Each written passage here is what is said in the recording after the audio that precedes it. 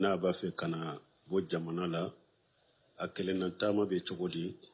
ciden ko la tusafiru lilmar'at illa ma ji muhram a ko muso kana taama n'a ni jumurami tɛ ɲɔgɔn fɛ muso a tɛ daga muso ka taama fɛn o fɛn tɔgɔ ye ko taama de kilo 80 kilo 80 kɔ muso kan'o kɛ n'a ka jumurami tɛ ɲɔgɔn fɛ o ye silamɛya sariya ye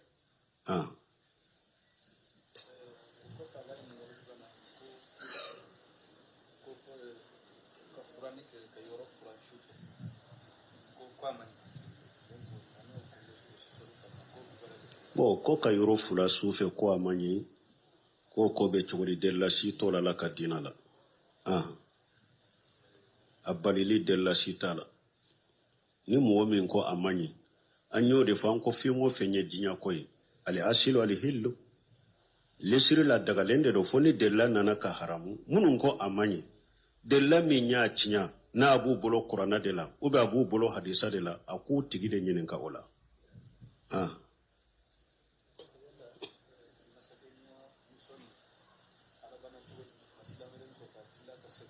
ko masakɛ muso a labanna cogo di o bɛ na ɲɛfɛ inshallah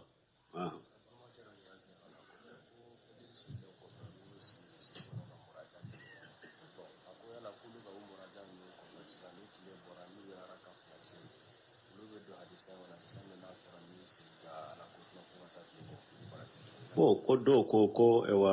fajiri kɔfɛ olu bɛ sigi misiri kɔnɔ ka muraja kɛ u ka muraja kɔfɛ ni tile bɔra u yara kan fura sali hadisa min ko ni yara kan fura sali bɛ don kɔnɔ wa tant que i bɛ misiri de kɔnɔ a kɛra muraja ye o a kɛra jikiru de ye n'i bɛ misiri kɔnɔ tile bɔra ni ye ara kan fura in sali i bɛ don hadisa in kɔnɔ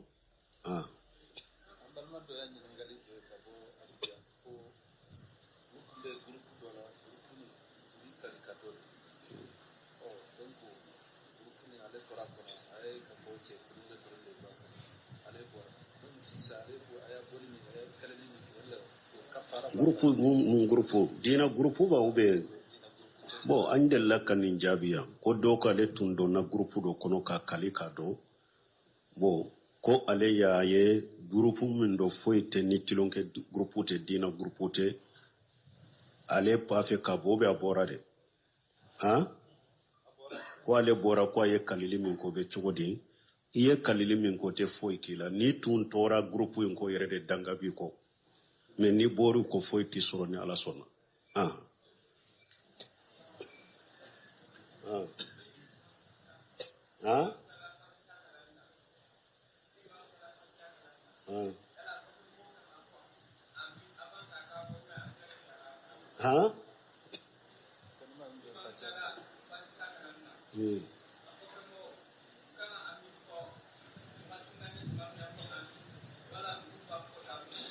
bon ko ni alimami ko wala dalin ko fe mo be kalma amina fa alimami ye de ba ube alimami kono de anana hadisa dola ciden ko ija qala alimam wala dalin fa qulu amin hadisa dola ija amanna al-imam fa aminu hadisa nunu be fara ɲɔgɔn kan de ni alimami ko amina de jama fana b'a fɔ amina ni alimami ko amina de jama b'a fɔ amina donc parce que hadisa dɔ la ciden ko ni alimami ko amina a fana k'a fɔ amina ni mɔgɔ min ka amina fɔ ani alimami ka amina fɔ kɛra kelen ye donc ala malikaw bɛ ala yafa delaw ye ala bɛ yafi ma bon minnu ko alimami kɔfɛmɔgɔw de b'a fɔ amina alimami ye bon olu y'u ka delila kɛ ko uja amanna al-imam fa aminu ani hadisa min ko uja khala al-imam wala dalina fa qulu amin ko uja amanna al-imam fa aminu ko koro de ko ni alimami sera amina fo yoro la aye amina fo donc kontere ye kuma salim ke minye kontere ye ode kuma salim ye kontere de mana ni alimami sera amina fo yoro ma au fana ka fo amina ni alimami ko wala dalin au kafu amina iriwaye min nana fa ija amanna liman fa aminu uyo tafsiri ni almami nana amina fo yoroma aya fo amina afamura parce que abe do bolo ko almami kofe mo kana fo amina fo ni almami de ka amina fo ko kana almami ko amina la ko ka almami kono de folo ni ale ko amina de ko au ba fo amin ni fora doni ke ba ngana udo bolo me tuma mi doni ke ba uye kuma fara nyogonka nin ka kene ni almami ko wala dalina au ta almami aka amina kono de au ba ka amina fo de parce que tidon ko ni almami ko wala dalina au ka fo amina wa hadisa mina na ko ni almami ko amina wakati mi da ka fo amina uyu ko hadisa kore munye ni almami sera amina fo yoroma afana ka fo amina akuma yin famura ni almami ko wala dalina au ba fo amina de ate almami ka amina fo kono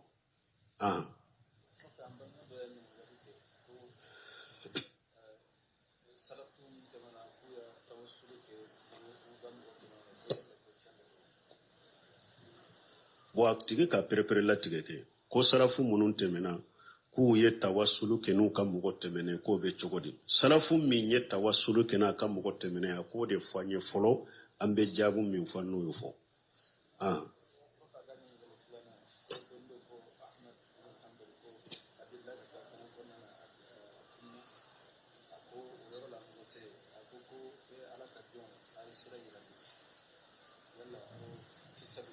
bo ko ahmada della kata kungo konona na ko alaka jow ay israila na ni masabati ahmada ka asabatira ahmada ka yoro ma ka nyini ka yira mugola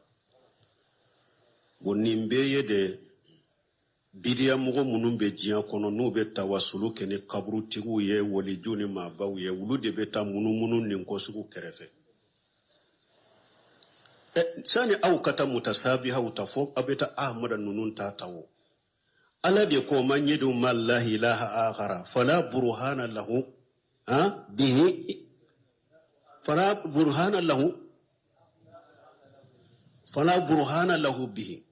wa inna ma hisabuhu inda rabbih qur'ana falende do ikana fengore wore de kafar alaka sano kata dilawo ko selefu ye ewa tawasulu keni mugoyo ahmad tawasulu keni mugoyo sana kata dilo mutasabiha wala muhakkama min be qur'ana konoka adwuni astajibu lakum uluna nyogona udu nabi nyuma ye welele ke qur'ana kono ba fo rabbire hari kide nyere ka do kula rabbi jidini ilima umata dilo ibrahima temena chidenya adama temena chidenya au ya me qur'ana aya jumani harisa jumana chiden ka do wala naye tawassulu keni adama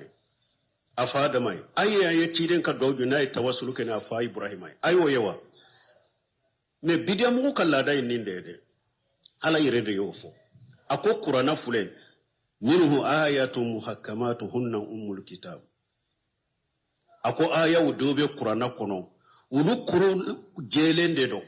awa ulu de ye kacha qur'ana kono fana aya min kolo jelendo mutasabihate akolo jelendo akoro jelendo ala ko de kacha qur'ana kono ummul qur'ana koro yode wa gharu mutasabihatu akumme aya udobe qur'ana kono haklina jugu na ko be profete nu ye kaka hakrina jugu deme naye abese ka dilo ulula me ulu mancha qur'ana kono wodi atala ko famal ladina fi qulubihim zayghun fayattabi'una ma tasabaha minhu ibtighali fitna wa ibtigha tawili me ko jenge be mugo munun dusukun kono de o aya munun be qur'ana kono haru mancha de me ni hakrina jugu bete ska profete nu ye kika hakrina jugu defo nu ye ala ko bode nyini qur'ana kono no ba fe ka fitina do dina la fitina ye jumaye ka subuha do dina la ka bidia do dina la ubewte de nyini pour ka subuha ni bidia do dina kono ko de ato hadisan nana amba aisha ko ciden ko jare ta rajula yattabi'u ma tasabaha min alkitab ni fa ulaika samma Allah fahajar minhum na togodo la fa ulaika ana Allah fahajar minhum kunniye mugo ye qur'ana aya munun koron nyagambilendo ni hakrina jugo be saka profite nuye hadisa munun e wan koron nyagambilendo ni hakrina jugo be saka profite nuye ewa hari salafu katabolo ni salafu ka kuma wala o mutasabiha ubwe salafu katabolo no ka kuma wala ni hakrina jugo ye na beta dilo de la kuta ulu de tomo ka kuma nuye kubila mugo ka mugo nyinin ko la an ba shi ko ciden kwala ye fitina mo min fo qur'ana kono ye bidiya mo min fo qur'ana kono ko tigi yo de yire kolosama atigi yo de yire kolosama o sana kata dilo nununa ahmada ya kete fenya kete alaka aya jele unde ba ubulo qur'ana kono akana foi wele ka farane alaka ate wasa do ne we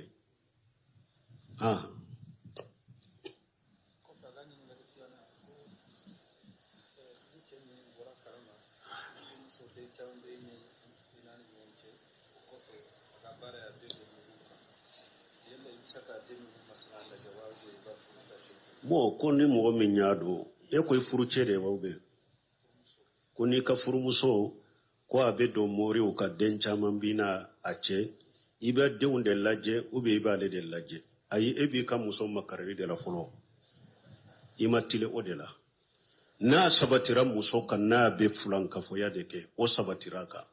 folo min be ke konan jade kaye folo ika balarma ka toy i konan jaye anyamar kambe ede bolon ede kam musodo ja kwa ika bali mori la tala de ja kwa ika bali fulan ka foya de irzalu qawamun ala nisa ala ko cewde ye jobaga ye musoka wali rizali alayhinna daraja ala ko cewde korotale no wa musoka cide ko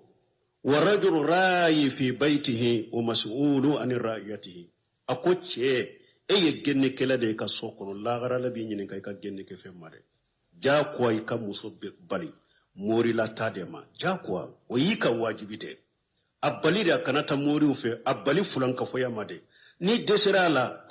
abanna kabila den ko tewola de obe bilade har ni den keme de be bolo bo bilade alaka hakke de be hakke benye ala ko te daga mushriki muso o te daga silama ke koy mu'miniye ni fulan ka foya de sabatirama abala ala le jako ni ma she ala bila o de wajibilen bika ikana mushriki marade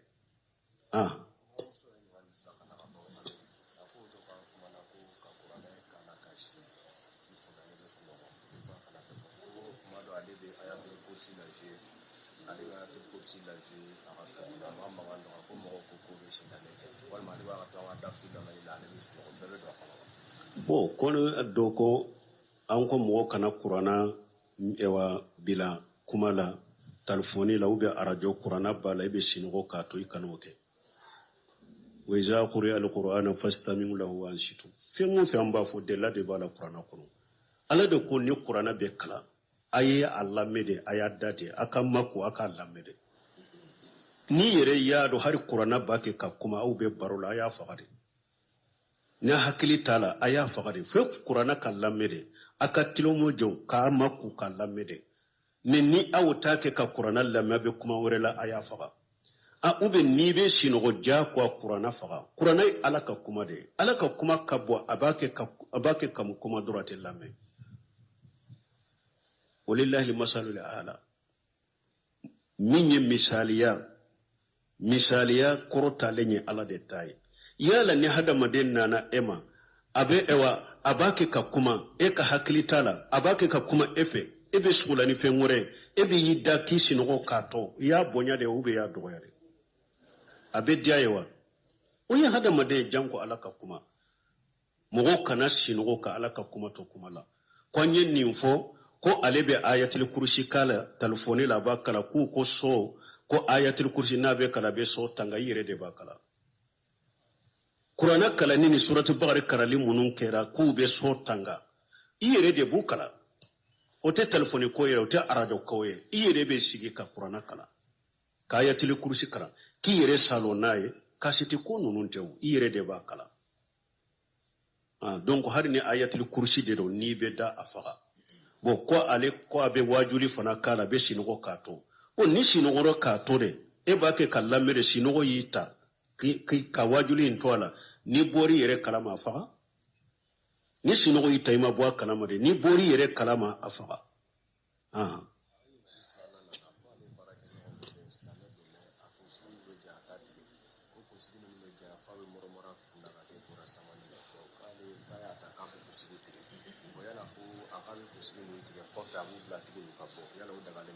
ka jonka kunsigi tige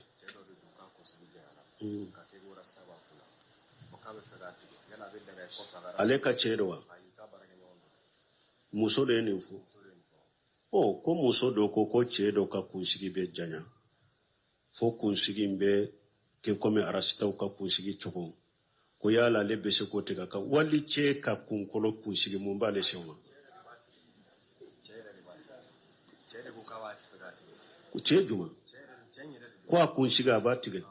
cɛ b'a ka kunsigi di yɛrɛ kɛ ni kunsigi filɛ e bɛ ɲɛnama yɔrɔ min i ka kunsigi mu kunsigi filɛ jamana sunna mana kunsigi la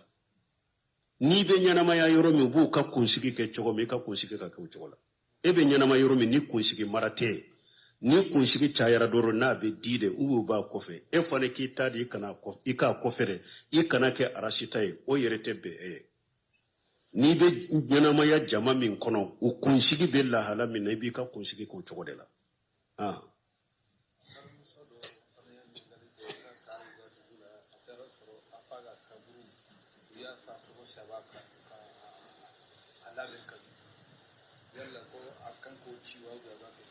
ko dɔ ko ale taara ka dugu la a y'a sɔrɔ a y'a ka fa ka kaburu dila ka sebele k'a la a b'a k'o cogo de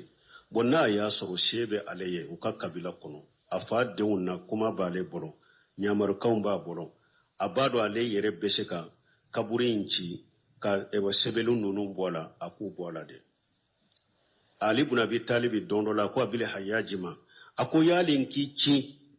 nin dugu masina i ka taa nin ci ɲɛnabɔ ci min ciden yɛrɛ dɛrɛla ka ne yɛrɛ ci a ɲɔgɔn na ma taa nin dugu masina na alla n tada qabran musrifa illa sawaitahu taa nin dugu masina na kaburu bɛ yen n'a dilala i k'a ci k'a ni kaburu tɔw kɛ kelen ye illa sawaita kuro o de kaburu tɔw bɛ cogo min o kaburu min dilalen don taa kaburu bɛ yen n'a dilalen don kɔgɔ b'a la sɛbɛlen b'a la a ci i k'a ni kaburu tɔw kɛ kelen ye donc n'i y'a sɔrɔ i ka fa kaburu u y'a dila k'a kɛ cogoya wɛrɛ la silamɛya sariya ko kaburu ka kɛ cogo min a t'o cogo la se bɛ e bɛ se ka a ci ko u ye minnu k'a la k'u bɔ a la kɔgɔ dɔ wa sɛbɛlen dɔ k'u bɔ a la u bɔ a la dɛ i k'a ni kaburu tɔw kɛ kelen ye o de b'i kan ciren ko man ra minkum munkara falyughayyiru bi yadihi a ko n'i ye ko kɔnɔ ɲɛ a yɛlɛmani bolo ye bolo yɛlɛmali ye faamaw ye mɔgɔ min e bɛ yɔrɔ min a mara b'i bolo i bɛ se k'a yɛlɛmani bolo ye foyi tɛ bɔ a la a yɛlɛmani bolo ye fa in lam yastati'a n'i ma se o la fa bilisanihi a fɔ ni ne ye i k'a fɔ kabila tɔ ye ni ne ko n bɛ kaburu in ci a bɛ kɛ fitina ni balawu ye a ma sɔn a ka ci mɛ a ye min kɛ a tɛ bɛn Ala ka sariya ma haramu do silamɛ sariya la a tɛ bɛn a fɔ ni ne ye i k'a jɛya u ye ni o bɛɛ fana tɛ se ka kɛ fana fa bi ghalibihi a ko i dusukun kɔnɔ donc an bɛ min fɔ a tigi ye o ye nin de ni i bolo bɛ se ka yɛlɛma ka bɔ ye fitina t'a la balawu t'a la a ci ka bɔ ye i k'a ni kaburu tɔw tɛ kelen ye parce que ciden de ko naha rasulullah sallallahu alaihi wasallam naha rasulullah sallallahu alaihi wasallam an yubna على القبر وأن يكتب عليه وأن يجد عليه نهى رسول الله صلى الله عليه وسلم أن يجسس القبر وأن يبنى عليه وأن يكتب عليه وأن يجاد عليه ni hadisa bɛ abi dawuda kuna hadisa sahalen do ciiden ye balili kɛ sima kana do kaburu la kogo kana jɔ kaburu la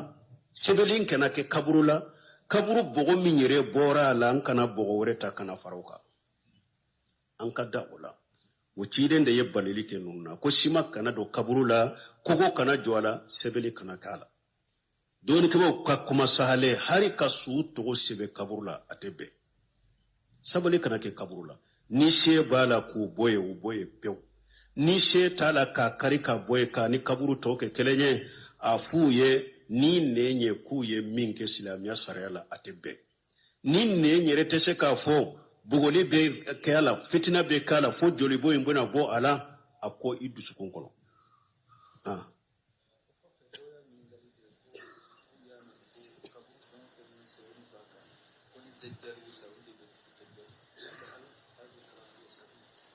ko dɔ ko ni kaburu minnu sɛbɛnlen m'u b'a la kaburu ni dajali wulila u bɛ tugu dajali ko o tɛ kuma sahalen ye dɔw b'a fɔ dɔrɔn ko ni dajali nana n'i ka mɔgɔ ka tɔgɔ sɛbɛnlen bɛ a kaburu la a bɛ se ka a tɔgɔ kala k'a tigi wele n'a tɔgɔ ye a bɛ se ka fitina cogo min dɔw ye nin fɔ ni yɛrɛ ma sɛgɛsɛgɛ yala hadisa sahalen don mais k'a fɔ k'u bɛ wuli ka tugu a kɔ o sahalen tɛ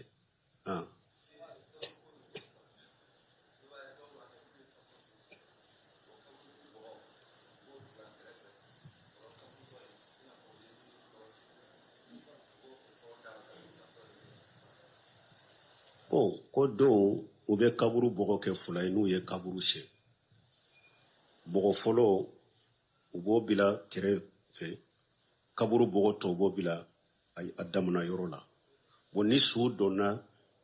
u bɛ bɔgɔ fɔlɔ ye u b'o o de fɔlɔ dɔn o kɔfɛ bɔgɔ laban ye u b'o o bila sanfɛ k'o bɛ cogo di bon hakilina fila de bɛ nin na mɔgɔw bolo dɔw ka hakilina ye mun ye ko bɔgɔ min tun bɛ fɔ dugu jukɔrɔ ko falenfɛn kisɛ tɛ o la ko ni o labanna kɔfɛ ko a bɛ mɛn bin tɛ bɔ kaburu la nin ye dɔw ka hakilina ye bɔgɔw falɛli la i y'a dɔn bɔgɔ fɔlɔ o bɔra sanfɛ de bin kisɛw bɔ o la bon komi bɔgɔ min bɔra kaburu dingɛ in kɔnɔ bɔgɔ laban ko bin kisɛ tɛ o la ni o de kɛra laban ye ko kaburu bɛ mɛn bin tɛ bɔ a kan nin ye dɔw ka hakilina ye hakilina filanan ko bɔgɔ fɔlɔ ye ko sun ɲanamayara o de kan ko ani o deli la ko hinɛ bɛ deli de la ko ni o de jigira kan ko o bɛ hinɛ la ko parce que ko kaburu a bɛ mɔgɔ bisi ko o bɛ se ka hinɛ la ka tɛmɛ ni bɔgɔ min ma deli bon balimaw ni hakilina fila bɛɛ sahalen tɛ delila tɛ ni hakilina fila bɛɛ la hakilina filanan yɛrɛ ka juguni fana ka tɛmɛ fɔlɔ kan parce que hakilina filanan aw ye a miiri yɛrɛ fɔlɔ ko kaburu bɛ a ka su bisi fɔlɔ ko hari n'a y'a bisi ko ani min dɛrɛla o na hinɛ la o tɛ aw yɛrɛ ye kaburu bisiri sabati a ye fɔlɔ o kɛlɛ filanan dugukolo hinɛ ko ni dugukolo deli ko o tɛ kaburu ko la koyi ni ani dugukolo dɛrɛla cogo o cogo a den ye e min ye ani e ma deli ka tɛmɛ dugukolo kan e ma taa su dɔn e ma taa su dɔn ka bɔgɔ d'a kan dugukolo in fana bɛ hinɛ o la cogo di e yɛrɛ taara min su dɔn e yɛrɛ ka daba ta ka dɔgɔ sɛbɛkɔrɔ bila kan hinɛ ma kɛ a la dugukolo de bɛ taa hinɛ a la hadamaden bɛ kaburu kɔnɔ i ka baaraw de bolo i ka baaraw ni baara min dɔnna nin diina ka ɲɛɲini silamɛya ɲɛɲini cogo ɲuman na ka k'a kan ka ala dɔn cogo ɲuman na tawhidi kalite saba ka sabati i bolo ani filankafoya ma sɔrɔ i bolo ka sabata kan ka ɲɛnama kan ka sa kan ka ciden ka kibaruya ɲɛɲini ka tugu ciden ko i ka fɔtaw ni ka kɛtaw ni ka ŋaniya kɛtaw la bɛɛ ka bɛn ciden ka sunna ma k'o ɲɛɲini ka k'a kan ka ɲɛnama kan ka sa kan ninnu de bɛ kaburu nɔgɔya mɔgɔ ye ni saba ɲuman ni mɔgɔ n'u ma don kaburu kɔnɔ ni fɛɛrɛ kɛra de ko pour kaburu ka fɛɛrɛ e ma ni fɛɛrɛ ni dabali kɛra de duwawu kɛra de ko kaburu nɛɛma ka e sɔrɔ nɛɛma na haramu ye ma kaburu kɔnɔ o ye dillallahu jalimina tɔɲalikɛla la bi fili ka kumaw la yɛrɛ de a ye sigi de kuralaw siɲɛ 10 kɛlɛw ayatil kursiw kurana yɛrɛ ka jigi ka ba kɛlɛ ni saba ɲuman ma don kaburu kɔnɔ tɛ foyi ɲa i ma i dangara yɛrɛ de parce que kurana ko i ka tugu o ma ta kuma rasulu fagojo o ma na ha kuma nu fantahu o kala na eka ciden ta tun ma sɔn a ma i mi danga ala lanatullahi ala zalimina donc n balima ho min bɛ kaburu ɲɛ mɔgɔ bolo ala ɲini ala dɔn a dɔn cogo ɲuman na i ka ala bato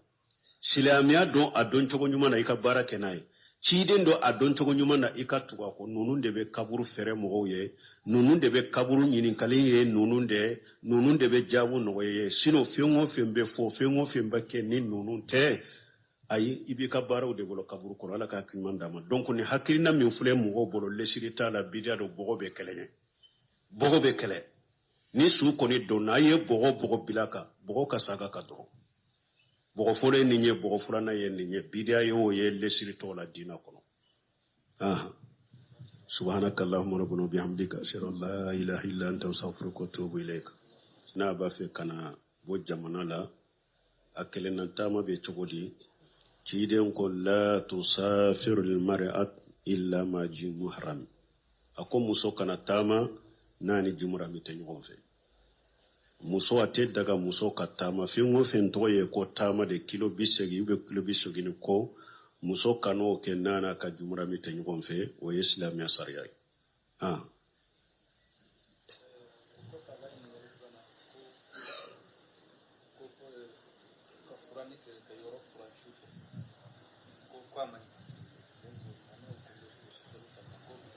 bo ko ka yoro fula sufe ko amanyi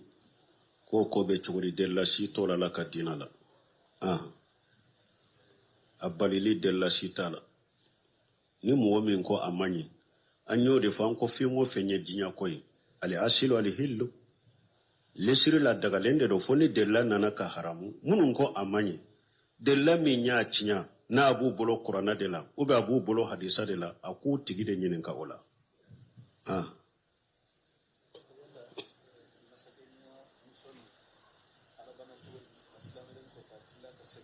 ko masake muso walla banna chogodi o bena nyefe inshallah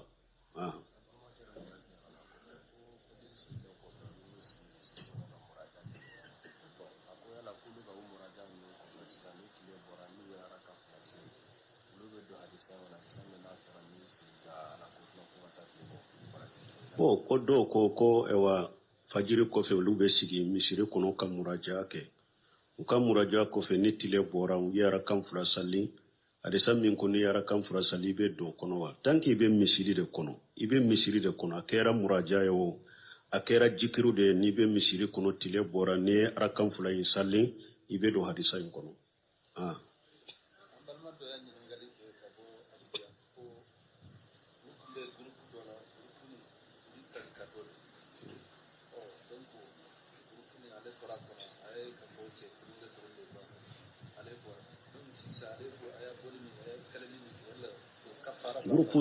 grupu dina grupu ba ube bo andella kanin jabiya ko do ka le tundo na grupu do kono ka kali ka do bo ko ale ya ye grupu min do foite ni tilonke grupu te dina grupu te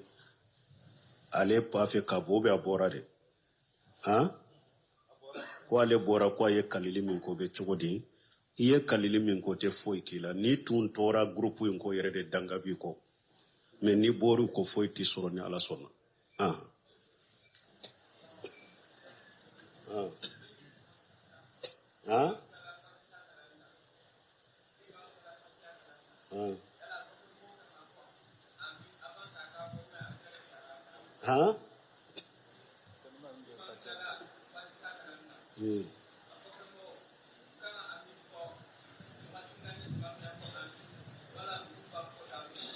bo koni almami ko wala dalin